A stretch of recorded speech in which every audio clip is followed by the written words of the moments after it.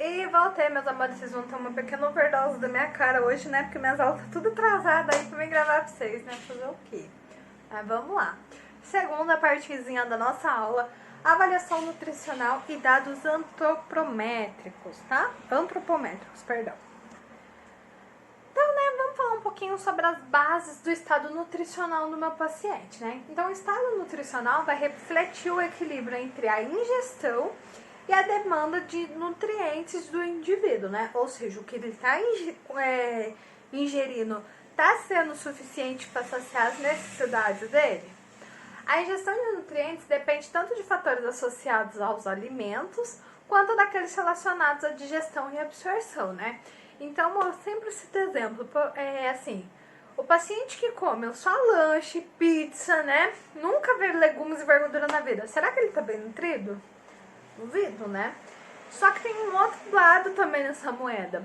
Por exemplo, meu paciente que não tá conseguindo mais comer por boca, tá vivendo só de sopinha, por exemplo. Será que ele também tá bem nutrido? Então, vários fatores alteram, né, esse equilíbrio nutricional do meu paciente. É importante dizer que a demanda de nutrientes cobre as necessidades básicas do nosso corpo, mesmo para períodos de crescimento e desenvolvimento, como infância, adolescência e gestação, né? Então, ao longo da nossa vida, o que vai definir muito a nossa saúde realmente é o que a gente está consumindo, né? Aquele famoso você é o que você come, tá?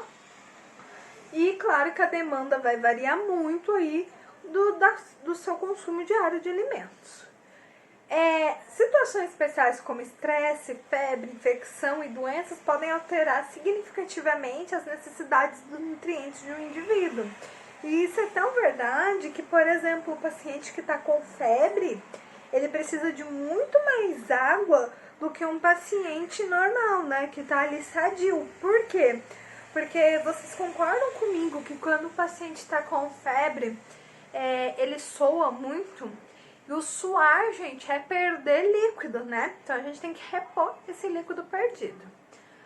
Não existem dúvidas que a piora no estado nutricional de um indivíduo pode trazer consequências desastrosas, né? Entre elas, maior tempo de hospitalização, complicações do quadro do meu paciente, má cicatrização de feridas, além de gastos elevados, porque quanto mais tempo o meu paciente ficar internado, mais ele vai gerar gasto. Quanto mais tempo ele levar para cicatrizar uma ferida, mais gastos, né? Então, pra você ver como é importante a avaliação nutricional do meu paciente, né? E detectar mesmo quais são as necessidades dele. E qual que é o objetivo, então, do processo da avaliação do estado nutricional do meu paciente? Então, primeiramente, é identificar o estado nutricional dele, propriamente dito, se ele está nutrido, se ele está desnutrido, se ele está obeso, né? E identificar também não só o grau de nutrição dele, quanto da população em que ele está vivendo. Então, a gente tem que pensar que, por exemplo, nas criancinhas da África, elas não estão desnutridas porque elas não querem se alimentar. Elas estão desnutridas porque não chega o alimento lá, né? Então, é um problema regional mesmo. Direcionar o planejamento de intervenções nutricionais, né? Então, por exemplo, eu vou descobrir que um paciente que está acamado, ele não está comendo direito porque ele está com dificuldade de engolir o alimento. Então, será que vai adiantar eu ficar ali trazendo sopinha, carne, arroz, feijão para um paciente que não está conseguindo mastigar?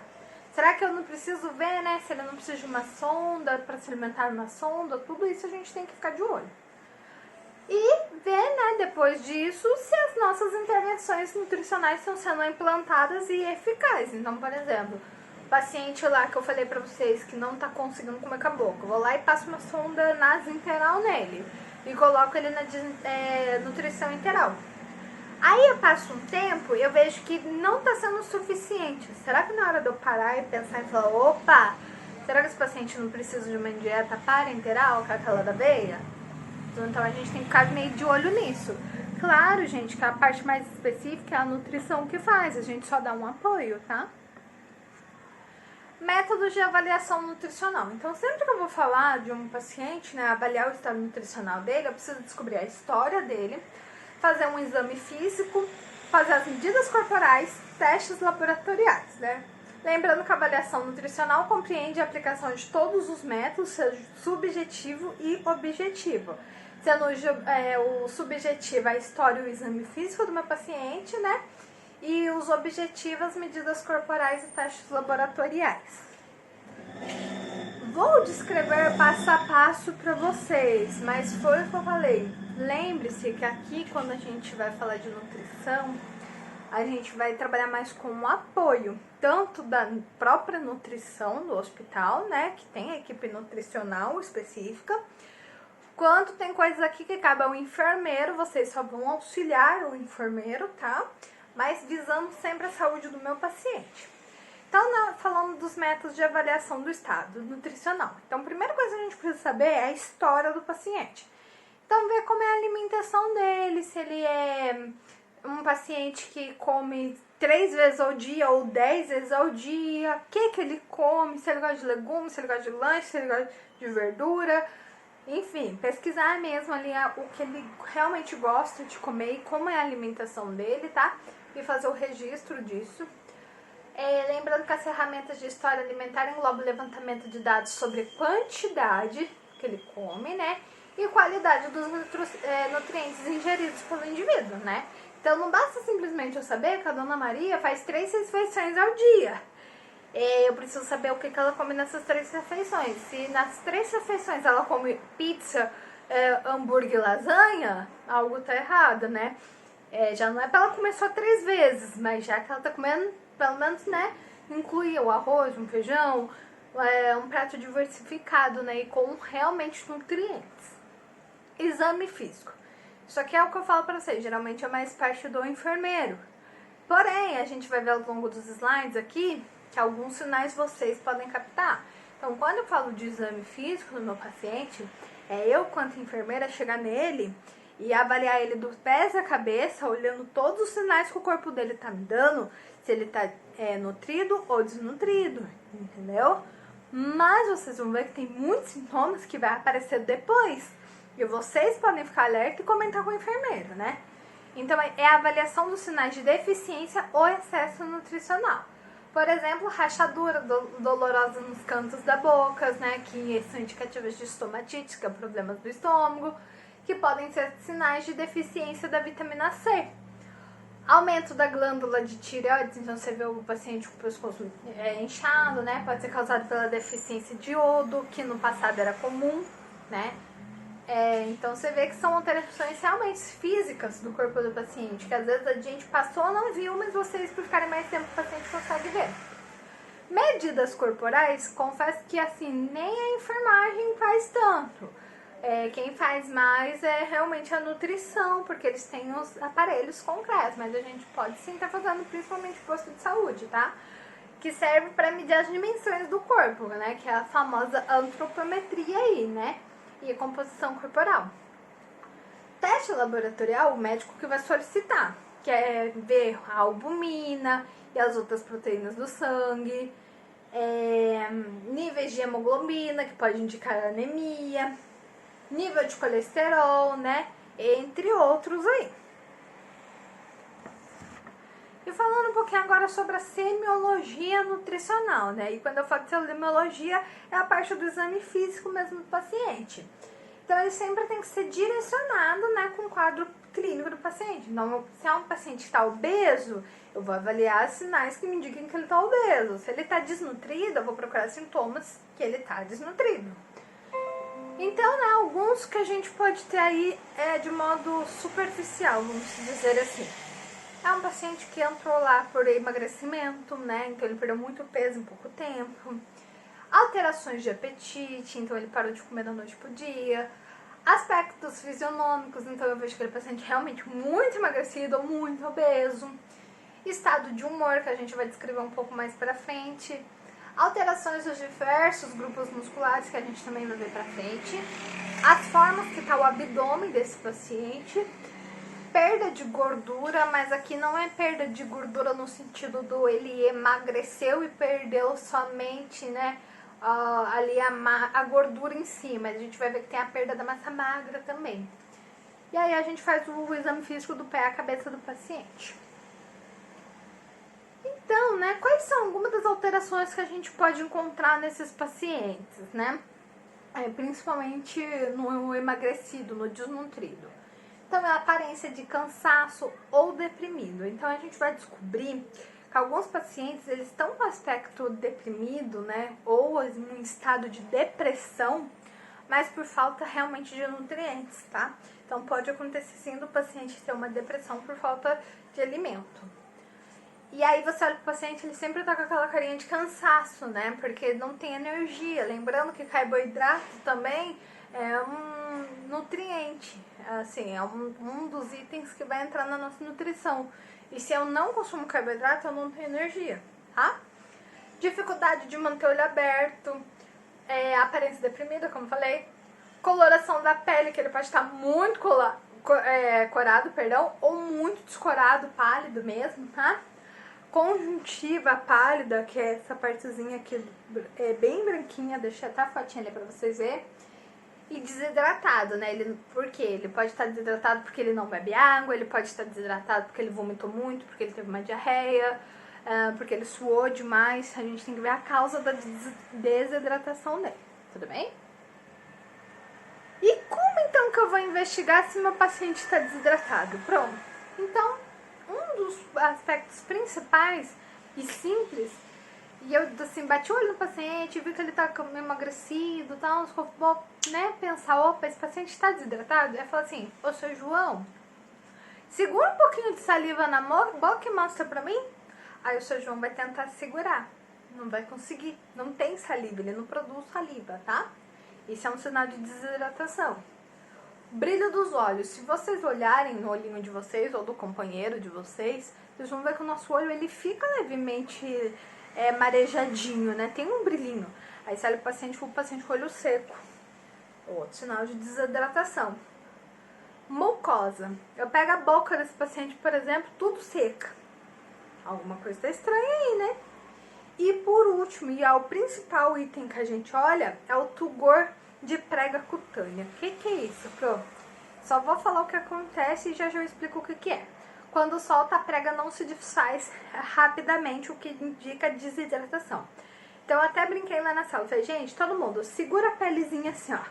Quando você soltar, tá vendo que ó, a minha, do jeito que eu puxei, ó, desceu. O paciente desidratado, ele vai, se você solta, ele fica assim, ó. Ele vai voltando tão lentamente, ele demora um tempão pra voltar pro lugar.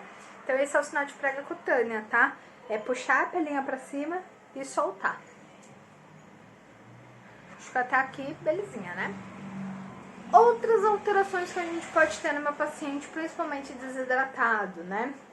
A icterícia, que é a coloração amarelada da pele, né? Ou da minha esclerótica, causada por maior concentração de bilirrubina, né? Que é o pigmento lá da bile.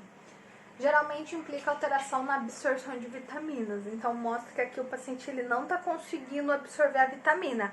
Às vezes ele está se alimentando perfeitamente, mas o corpo não está, né, conseguindo absorver isso. Coisa que a gente tem que ser atento quanto ao processo de icterícia.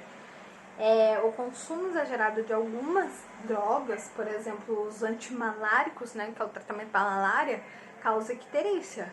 Isso não significa que o paciente está desnutrido, né? E pessoas de raça negra também tem um olhinho um pouquinho mais amareladinho. Também não significa que ele, né, tá com anemia ou ictérico, tá? Outras alterações. Atrofia temporal bilateral. E aqui começa a ficar um pouco mais difícil os termos, mas já Pro explica.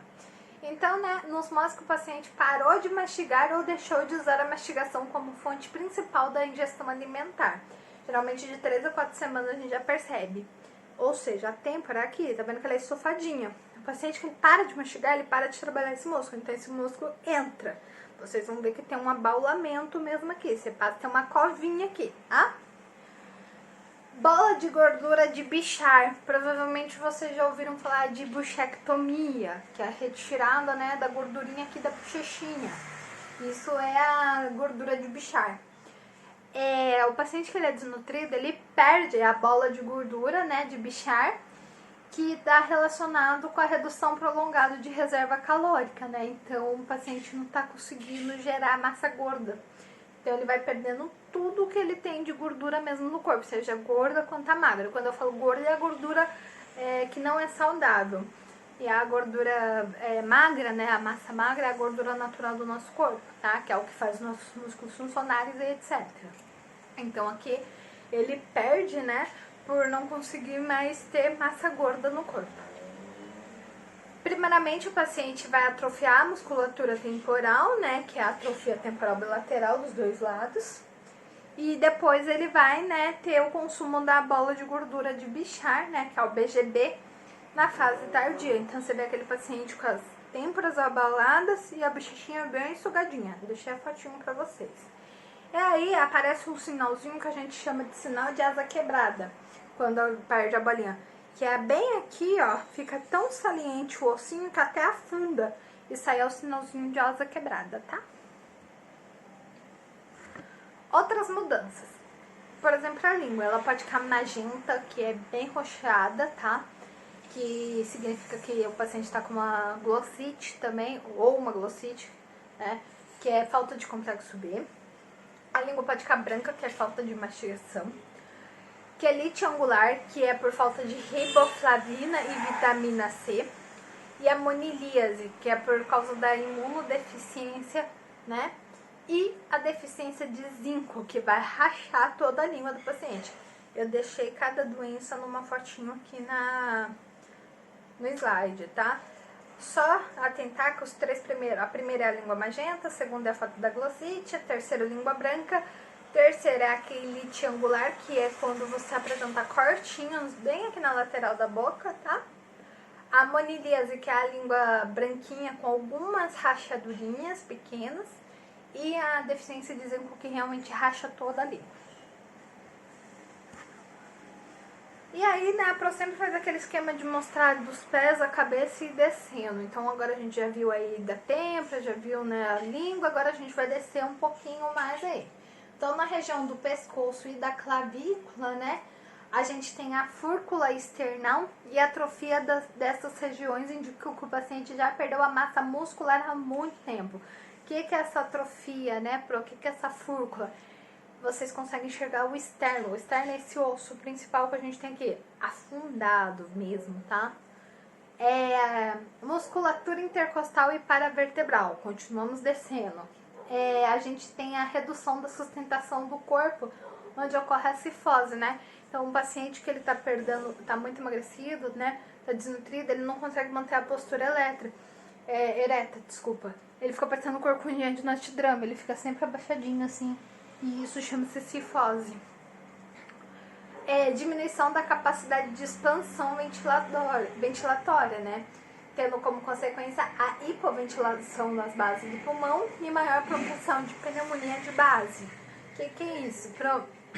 A gente, quando respira e inspira, o nosso pulmão abre e fecha. Inspirei, né? Expirei, soltei o ar. Então, quando eu inspirei, eu enchi o meu pulmão, ele se expandiu.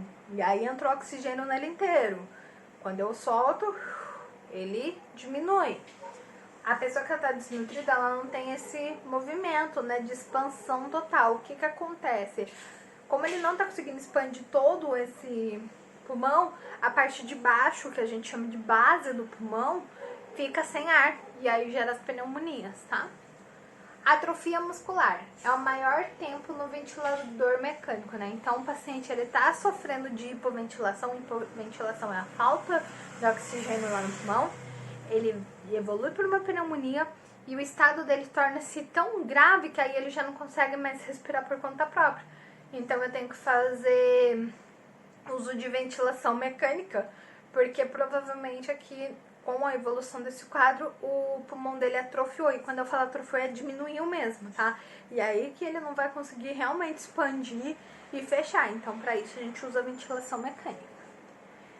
Nos membros superiores, acontece a atrofia da musculatura aqui é bilateral, tá? E tricipital. E do músculo adutor do polegar. Perda de massa muscular, tônus muscular dos músculos do trapézio, deltoide, quadríceps e femoral. Então, o que acontece? Os músculos do meu braço vão diminuindo, eu vou tendo limitação de movimento, não consigo mais levantar, né, o meu polegar, tá? E o tônus muscular, gente, é a perca da força mesmo do músculo. Então, às vezes, um paciente desnutrido, dificilmente ele vai conseguir levantar braço e sustentar esse braço levantado, porque o tônus dele já não está eficaz. E empastamento da musculatura, principalmente panturrilha. O que é isso, Pro? Paciente de trombo na perna tem muito isso. Você põe a mão na panturrilha, tá totalmente duro. Você não consegue apertar. Isso é o empastamento da musculatura. A musculatura fica endurecida, enrijecida, tá? Meu abdômen, o que acontece? Ele pode estar escavado, que significa que o paciente está privado de alimento há muito tempo. E perda da reserva calórica com baixa imunidade. Lembrando que nem todo desnutrido apresenta o abdômen escavado.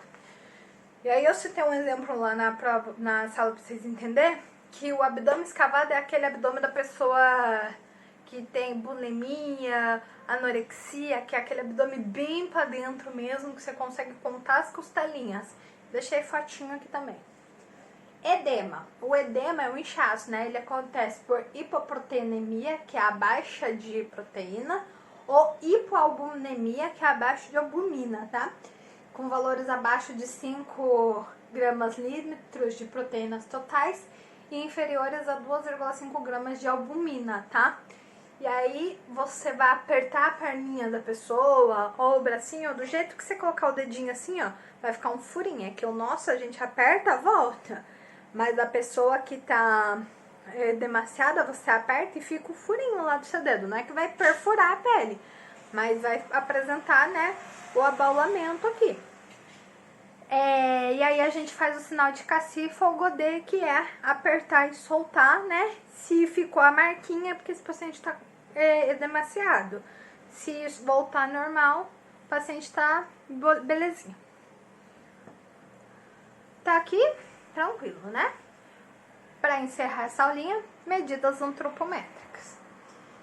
Então, né, antropos, gente, é homem e metron é medida, né? Então, antropometria é a medida do homem, tá? Vem lá do grego. E quando a gente fala das medidas da parte do corpo humano, a gente vai avaliar 3 elementos, que é a altura, peso e a circunferência abdominal desse paciente. Então, como eu vou ver a altura, né? Pronto. A gente pega o paciente em pé, com a postura ereta, né? Descalço ou de meia, com os pés bem próximos um do outro, queixo perpendicular ao tórax, né? Ou seja, retinho. Eu vou colocar ele lá na minha balança, que é geralmente onde eu tenho o medidor. De costas, tá? Bem centrado na plataforminha. Aí eu vou pegar o medidor e vou trazer aqui, né, até a parte de cima da cabeça desse paciente. Aqui ele fala de um parafuso, gente, que a gente lateral para marcar a medida, mas nisso aqui ele tá falando de balança antiga. O nosso hoje em dia você apoia mesmo e consegue ver lá a medida do paciente, tá? Não tem segredo. E a criança, em vez da gente medir lá na balança em pezinha, né, os nenenzinhos, a gente usa o estadiômetro, que a gente chama, que é uma reguinha especial, né, onde a gente, uma parte dela é móvel e uma parte é fixa. A parte fixa a gente põe na cabecinha do neném deitadinho e a parte móvel a gente vai colocar lá no pezinho da criança, lembrando, né, de esticar a perninha dela. Como eu faço isso? Segura os 2 joelhinhos dela. Aí a gente mede o tamanho do nenenzinho. Peso. É a pesagem dos itens pessoais mínimos, né? Então aqui, quanto menos coisa tiver no paciente, melhor. Se puder pesar esse paciente nu, melhor ainda, tá? Mas geralmente no hospital a gente vai pesar de camisola, calcinha, sutiã, cueca, né? Instrumento, a gente vai usar uma balança, meio óbvio, né? A balança pediátrica, no caso de crianças, né, de até 1 ano, aliás, 2 anos, ou 16 quilos, tá? 13 quilos, perdão.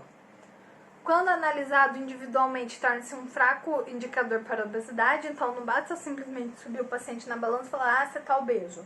Não é assim, a gente tem toda uma continha, toda uma proporção que a gente tem que fazer. Observação, nunca pesar criança com fralda, roupa pesada, segurando objeto e proteger a balança com um papel toalha. E aí a Pro deixou aqui para vocês a tabelinha, né, de referência do IMC, do que é normal, do que é abaixo do peso, do que é obesidade grau 1, grau 2, grau 3, tá? E aí eu dei o exemplo lá na sala, como que eu faço a continha do IMC. Então eu vou pegar o meu peso aqui no exemplo, no caso, essa pessoa tem 80 quilos. E aí eu vou ver a altura dessa pessoa. Essa pessoa tem 1,60 de altura. O que eu vou fazer? Primeiramente eu vou calcular 2 vezes a altura desse paciente. Então 1,60 vezes 1,60 vai dar 2,56. Aí eu pego os 80 quilos dela e divido por 2,56. Aí vai me gerar um valor que aqui é 31,25, que é o IMC dessa pessoa. Aí eu vou lá na minha tabelinha para saber se ele é um paciente que está obeso, se ele está desnutrido, se ele está no peso normal. Então, só para vocês entenderem. Para a pessoa ser considerada abaixo do peso, ela tem que apresentar um IMC abaixo de 18,5. Se a pessoa estiver no peso normal, ela tem que estar o IMC de 18,5 a 24,9. Se a pessoa tiver só com sobrepeso, o IMC dela vai ficar entre 24,9 a 29,9. Se ela tiver com obesidade grau 1, ela vai ficar com o IMC de 30 a 34,9, que é o caso do nosso paciente aqui, que está com 31,25. Obesidade grau 2, ela vai estar entre 35 a 39,9. E a obesidade grau 3 ou mórbida é maior ou igual a 40, o IMC, tá? E para concluir a aulinha, circunferência abdominal, que é a concentração da gordura da víscera, né, visceral ali, independente da gordura corporal total do meu paciente. É um fator de risco para doença cardiovascular e diabetes, né, então a gente tem que ficar bem atento. O procedimento é o mais simples de todos, gente. Eu vou pegar uma fita métrica, localizar a cintura do meu paciente, que detalhe, a cintura é a parte mais fininha do corpo do meu paciente. E logo abaixo vai ter, né, o ponto mais alto ali do osso do meu quadril, que é onde a gordurinha mais está evidente. Então é aí que eu tenho que passar a fita. E aí eu vou ver quanto que tá medindo ele. Lembrando que aí também tem a tabelinha de circunferência abdominal com os valores de referência. Então, por exemplo, uma pessoa normal do sexo feminino tem que estar menor ou igual a 80 centímetros de gordura abdominal. E homem tem que estar menor ou igual a 90. Valores acima disso significa que o paciente, né, tá acima aí do peso adequado. Tudo bem? Mais uma aulinha encerrada. Até daqui a pouco.